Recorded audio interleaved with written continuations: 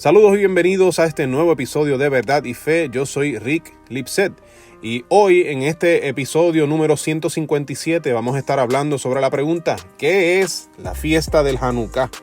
Y es una pregunta que quizás muchos de ustedes se han hecho en algún momento, porque específicamente en este tiempo del año donde se celebra la temporada de Navidad, vemos que también se hace alusión en algunos lugares hacia esta fiesta de Hanukkah. Y es que en esta época de celebración donde nosotros los cristianos conmemoramos tradicionalmente el nacimiento de Jesús, vemos que nuestros amigos los judíos celebran el Hanukkah. En este año, el 2022, Hanukkah comienza en el anochecer del domingo 18 de diciembre y va a concluir en el anochecer del lunes 26 de diciembre. Así que son 8 días donde cada día se conmemora encendiendo una vela que se llama el Menorá. La novena vela del Menorá es la vela que se utiliza para encender las otras 8. En esta temporada escuchamos mucho que dicen felices fiestas o happy holidays en inglés en vez de feliz Navidad, y es que este lenguaje inclusivo tiene la intención de funcionar para los cristianos y también para los judíos, que ambos tienen festividades importantes en este tiempo, e incluso para cualquier otro tipo de cosmovisión que también celebra en este tiempo, inclusive los ateos, que no celebran ninguna de las dos, pero sí celebran un tiempo de festividad donde se organizan y se ven con sus familiares. Así que felices fiestas hace alusión a que diferentes tipos de cosmovisión celebran algo en este tiempo.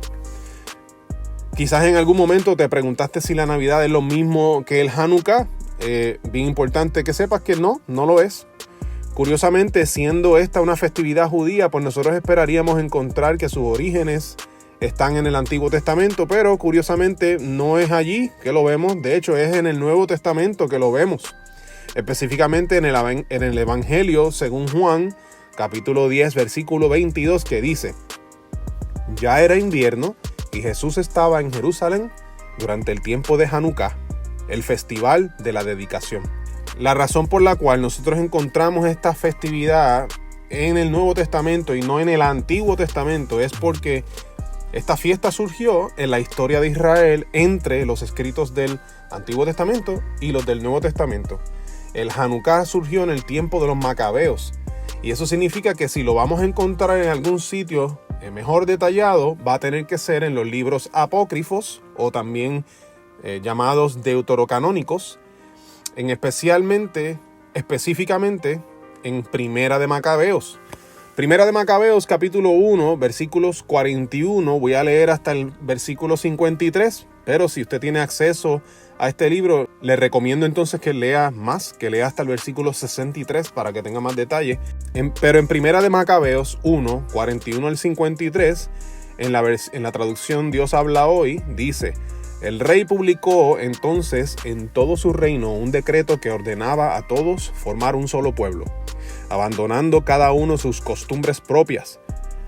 Todas las otras naciones obedecieron la orden del rey, y aún muchos israelitas aceptaron la religión del rey.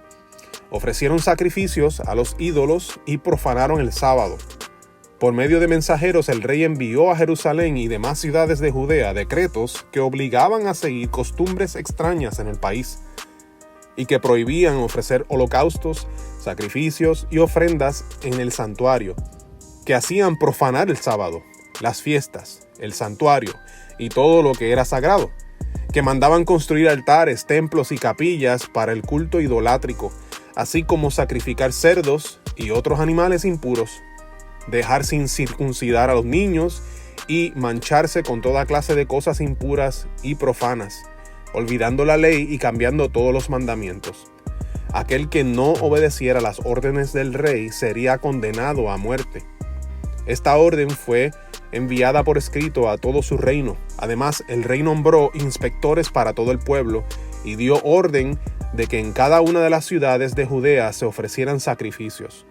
Muchos judíos traicionaron la ley, acudieron a cumplir estas órdenes con su perversa manera de proceder. Obligaron a los verdaderos israelitas a esconderse en toda clase de refugios.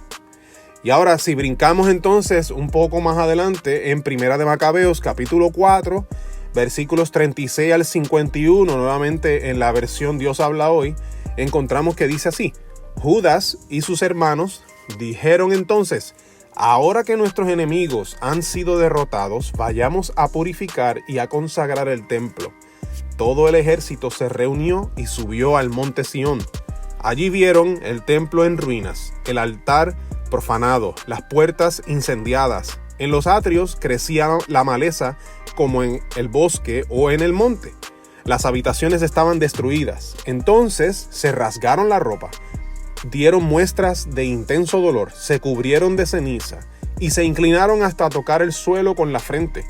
Luego, al toque de las trompetas, clamaron a Dios. Enseguida Judas dio a sus soldados la orden de atacar la ciudadela, mientras él purificaba el templo. Escogió sacerdotes de conducta intachable, cumplidores de la ley, para que purificaran el templo y llevaran las piedras profanadas a un lugar no sagrado.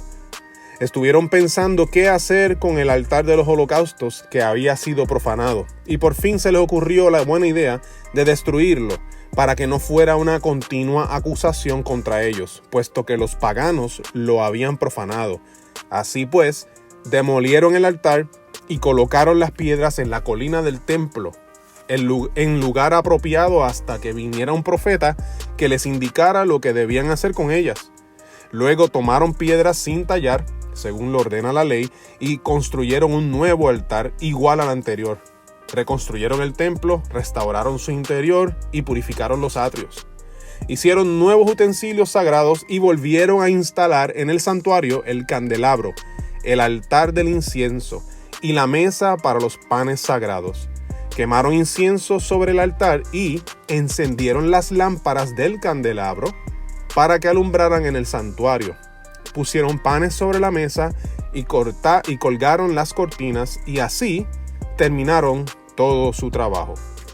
Así que, como podemos ver, en este tiempo que fue escrito en estos libros históricos que no forman parte de lo que nosotros los cristianos protestantes consideramos como inspirados por Dios, estos libros históricos no inspirados contienen la historia de los macabeos, y aquí estamos viendo el inicio del Hanukkah, donde había un rey que creía o se proclamaba a sí mismo como una deidad y creó su propia religión con sus propias leyes, y quería que entonces Israel obedeciera sus mandatos, porque después de todo se suponía, según él creía, él era divino.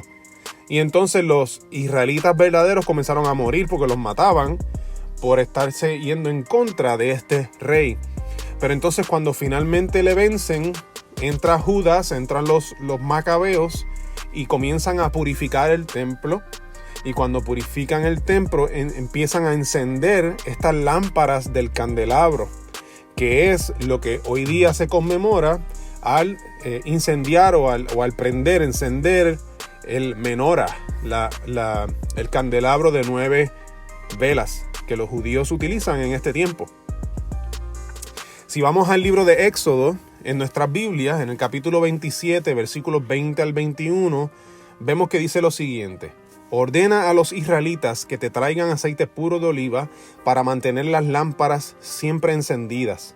Aarón y sus hijos se encargarán de arreglar las lámparas para que ardan delante del Señor toda la noche en la tienda del encuentro con Dios, fuera del velo que está junto al arca de la alianza. Esta es una ley permanente para los israelitas y sus descendientes. Algo bien interesante que vemos aquí, eso de traer el aceite puro de oliva para mantener las lámparas siempre encendidas. Ese aceite no era un aceite que lo podían ir y comprar en una tienda fácilmente, sino que había que prepararlo, había que tener todas las especias necesarias y todas las plantas necesarias para extraer este aceite, y tenía que ser el mejor de los aceites, así que conllevaba un tiempo para poder tenerlo. Pero si recordamos que aquí habían ocupado el templo, habían profanado todo, tenemos que entender entonces que no había suficiente aceite porque había sido profanado, ¿verdad? Así que cosa de que cuando vinieron entonces y encendieron estas lámparas del candelabro, estos macabeos tuvieron otro problema adicional, y es que no tenían aceite puro de oliva suficiente como para que las velas permanecieran encendidas. Y eso es precisamente lo que vemos en el Talmud Shabbat 21, en la segunda parte de este Talmud Shabbat 21, el cual fue escrito entre 300 años y 400 años después de Cristo, que dice así: cuando los griegos entraron en el santuario, al tocarlos contaminaron todos los aceites que había en el santuario.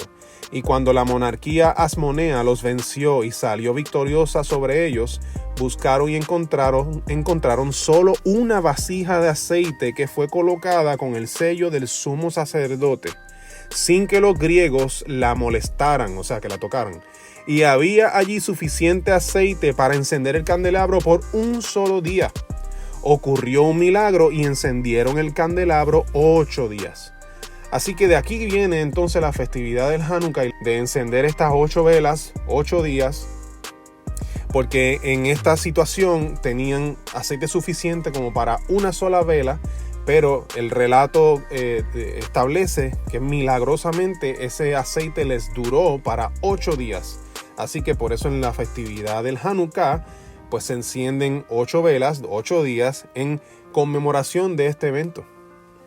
Entonces, cuando llega el momento del Hanukkah en tiempos de Jesús, vemos que Jesús dice que Él y el Padre son uno. Y esto es significativo porque Jesús está haciendo exactamente lo mismo que hacía más de 100 años había ocurrido en el templo, lo cual en aquel momento, en el tiempo de los macabeos, provocó una gran rebelión y una nueva dedicación del templo. Y era lo que se estaba celebrando en ese momento, que Jesús abre la boca y dice las siguientes palabras que encontramos en Juan 10, 22 al 32. Ya era invierno y Jesús estaba en Jerusalén durante el tiempo de Hanukkah, el festival de la dedicación. Se encontraba en el templo caminando por la parte conocida como el pórtico de Salomón. La gente lo rodeó y le preguntó: ¿hasta cuándo nos tendrás en suspenso? Si tú eres el Mesías, dínoslo sin rodeos. Jesús les contestó: yo ya les dije y ustedes no me creen. La prueba es la obra que hago en nombre de mi Padre, pero ustedes no me creen porque no son mis ovejas. Mis ovejas escuchan mi voz y yo las conozco y ellas me siguen. Les doy vida eterna y nunca perecerán. Nadie puede quitármelas porque mi Padre me las ha dado y Él es más poderoso que todos. Nadie puede quitarlas de la mano del Padre. El Padre y yo somos uno. Una vez más la gente tomó piedras para matarlo.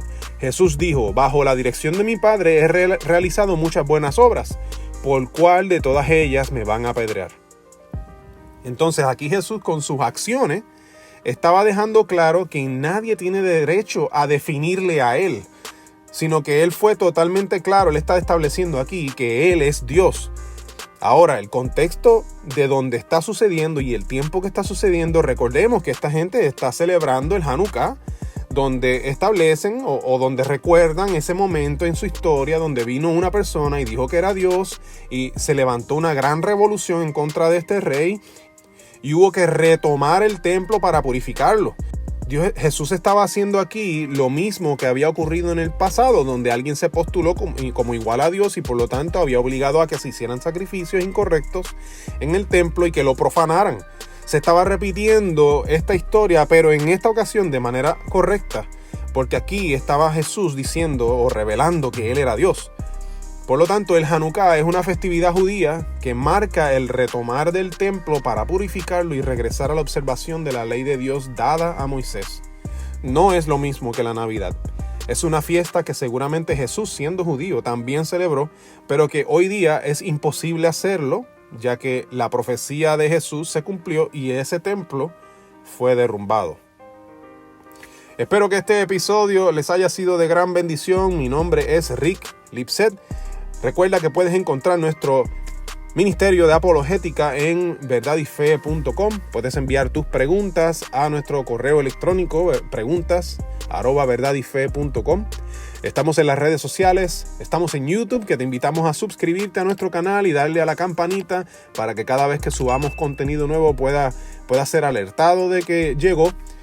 Tenemos nuestro podcast que está disponible en las principales plataformas de podcast y tenemos nuestra tienda de mercancía en verdadyfestore.com, que con tu compra allí de nuestras camisetas, hoodies, sweatshirts y demás vas a estar ayudando a que nuestro ministerio pueda continuar trabajando para bendecir a la iglesia de Jesucristo.